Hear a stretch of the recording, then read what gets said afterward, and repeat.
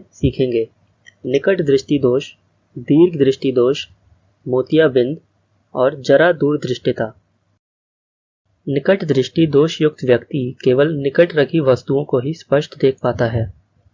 ऐसे दोष युक्त व्यक्ति का दूर बिंदु अनंत पर न होकर नेत्र के पास आ जाता है और वह कुछ मीटर दूर रखी वस्तुओं को ही स्पष्ट देख पाता है।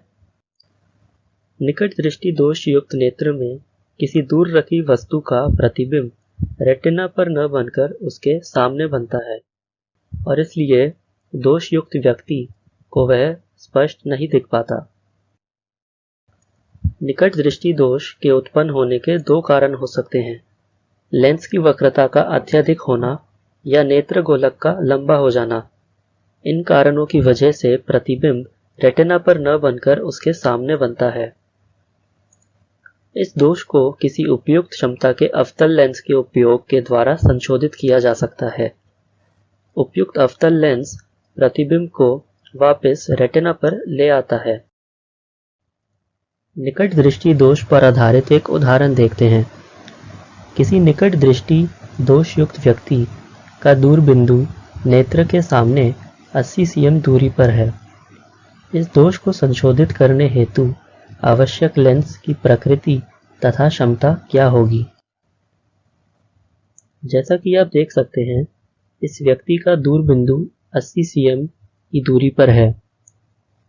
हम एक लेंस का उपयोग करके इसे संशोधित करना चाहते हैं, तो हम चाहेंगे कि इस दूर बिंदु का प्रतिबिंब अनंत पर बने।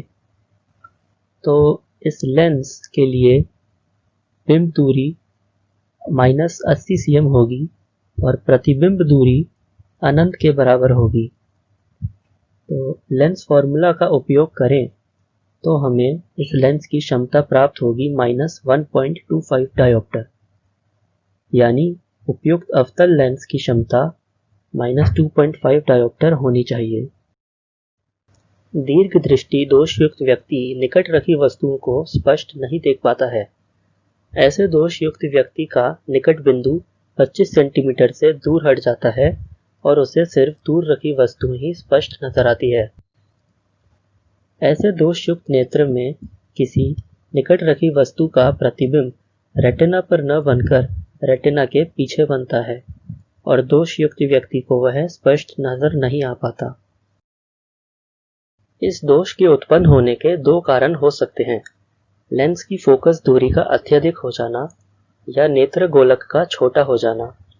इन कारणों की वजह से वस्तु का प्रतिबिंब रेटिना के पीछे बन जाता है। इस दोष को उपयुक्त क्षमता के अभिसारी लेंस के उपयोग से संशोधित किया जा सकता है। उत्तल लेंस युक्त चश्मे अतिरिक्त फोकस क्षमता प्रदान करते हैं और वस्तु के प्रतिबिंब को वापस रेटिना पर ले आते हैं, जिससे वह वस्तु वापस स्पष्ट नजर आती है। दीर्घ दृष्टि दोष पर आधारित एक उदाहरण देखते हैं। एक दीर्घ दृष्टि दोष युक्त नेत्र का निकट बिंदु 1 मीटर है। इस दोष को संशोधित करने हेतु आवश्यक लेंस की क्षमता क्या होगी? तो जैसा कि आप देख सकते हैं, इस दोष युक्त नेत्र का निकट बिंदु 1 मीटर की दूरी पर है। सामान्य नेत्र का निकट बिंदु 25 cm की दूरी पर होता है। हम यह चाहते हैं कि एक अभिसारी लेंस का उपयोग करके हम इस निकट बिंदु का प्रतिबिंब 25 cm की दूरी पर बनाएं।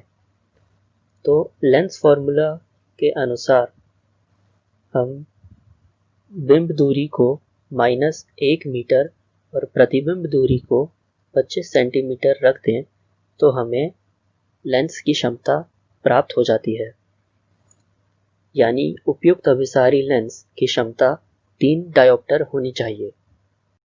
कभी कभी अधिक आयु के कुछ व्यक्तियों के नेत्र का क्रिस्टलीय लेंस दूधिया तथा धुंधला हो जाता है। इस स्थिति को मोतियाबिंद कहते हैं। इसके कारण नेत्र की दृष्टि में कमी या पूर्ण रूप से दृष्टि क्षय हो जाता है। मोतियाबिंद की शल्य चिकित्सा के पश्चात ही दृष्टि का लौटना संभव होता है। आयु में वृद्धि होने के साथ साथ आंखों की पक्षमाभी पेशियां दुर्बल हो जाती है तथा क्रिस्टलीय लेंस के लचीलेपन में कमी आ जाती है। इसकी वजह से अधिक आयु के व्यक्तियों में नेत्र की समंजन क्षमता घट जाती है। इसे हम जरा दूर दृष्टिता कहते हैं। अधिकांश व्यक्तियों का निकट बिंदु जरा दूर दृष्टिता की वजह से दूर हट जाता है, पर कभी-कभी किसी व्यक्ति के नेत्र में दूर दृष्टि दोष तथा निकट दृष्टि दोष दोनों हो सकते हैं। ऐसे व्यक्ति बायफोकल लेंस युक्त चश्मों का उपयोग करते हैं। बायफोकल लेंस के चश्मे में ऊपर का भाग अवतल लेंस का बना होता है और यह दूर रखी वस्तुओं को सुस्पष्ट देखने में सहायक होता है, परंतु निचला भाग इसका उत्तल लेंस से बना होता है और यह निकट रखी वस्तुओं को देखने में सहायक होता है। आज हमने सीखा मानव नेत्र की संरचना के बारे में, नेत्र की समंजन क्षमता के बारे में, दृष्टि दोष और उनके संशोधन के बारे में।